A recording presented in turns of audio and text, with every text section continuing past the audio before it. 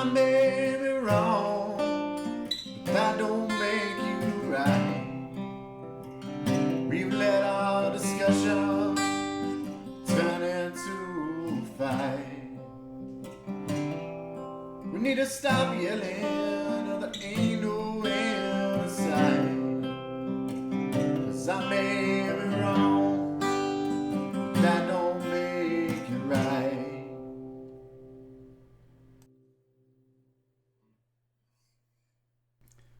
Hi, I'm DustinTheCade. Welcome to my channel.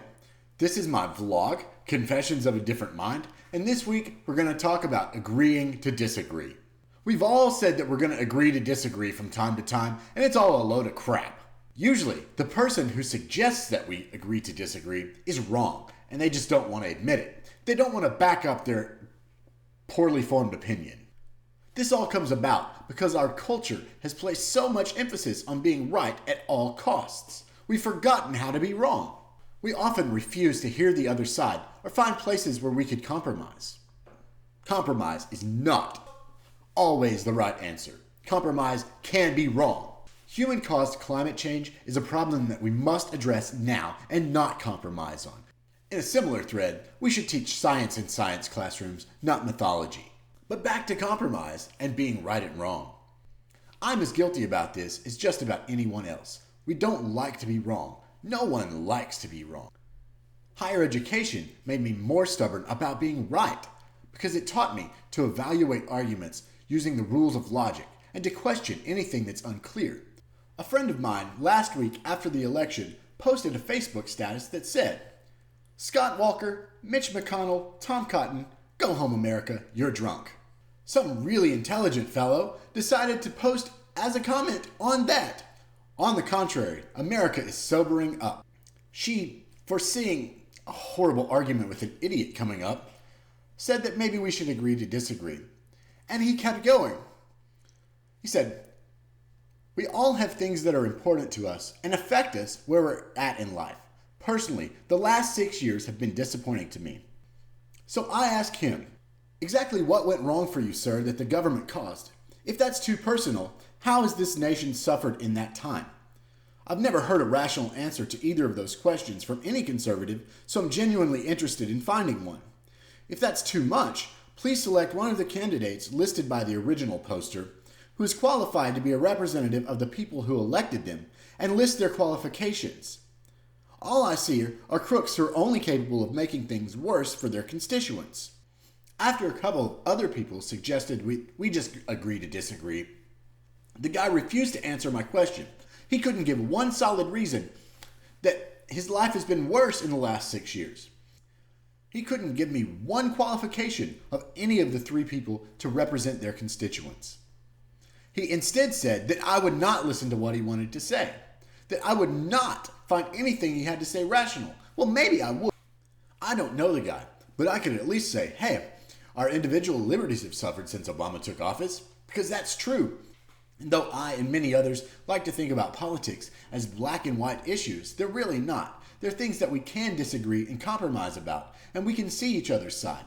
Agreeing to disagree is when we refuse to discuss problems, or consider the evidence presented by the other side, or even have our own evidence scrutinized. It is a cheap and dirty form of confirmation bias. We can agree to disagree about some things, though. Like, does bro country suck?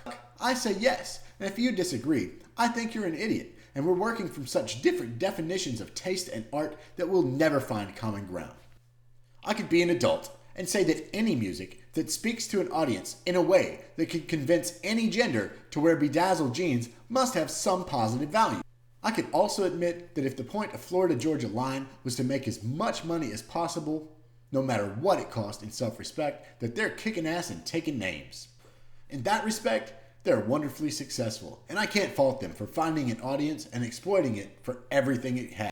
That wraps up this episode of Confessions of a Different Mind. Please like this video and share it with your friends, and leave me a comment that suggests new topics for future episodes.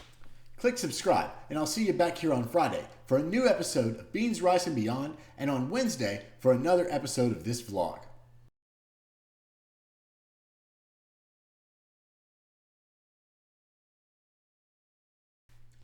The thing that brought this topic up for me was Facebook.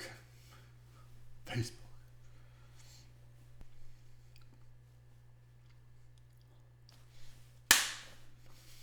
Get the oatmeal out of your mouth. So, I'm eating oatmeal while I'm filming this. Fucking good. I'll just see. Click subscribe. Don't look at this part. Don't look at this part. Look at this part. These ones. Here. No here. Here. No here. Here.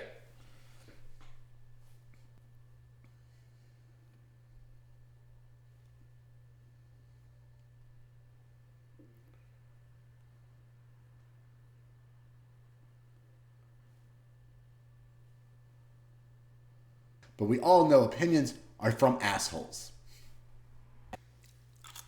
I'm getting fucking angry. So the guy refused. Fucking oatmeal flying all over the place. My name is Benjamin Buford Blue. People call me Bubba. Now, I could be an adult, but I'm not. Now, instead of calling you an idiot, I could admit that any form of music that can convince any gender to wear bedazzled jeans must have some positive value. No, it doesn't. Bro country has no positive value. 'Cause I made